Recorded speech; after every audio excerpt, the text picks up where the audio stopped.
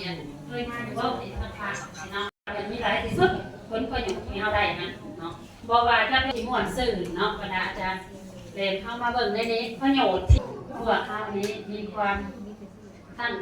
การผลิตน้ำยาล้างจานเนาะผลิตแผ่นน้ำในตัวนี้ที่นักสื่อล้างแท้การเซฟสว่านแก้วทำการพัฒนาสูตร เป็นยังจะให้ฟ้องหนึ่งโตเพื่อจะให้เฮานี่หายใส่ตู้สบายเนาะ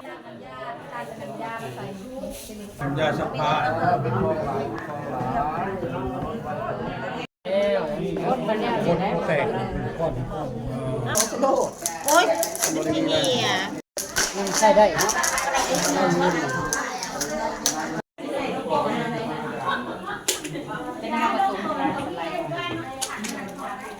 อะไรอยู่ลมแห้งบ่ลมกลับไปกลับมาบ่แล้วก็เป็นช่วงเรืออ้ายข้างนอกตัวเป็นคนในหาหมู่บ้าน ใช้ประสบการณ์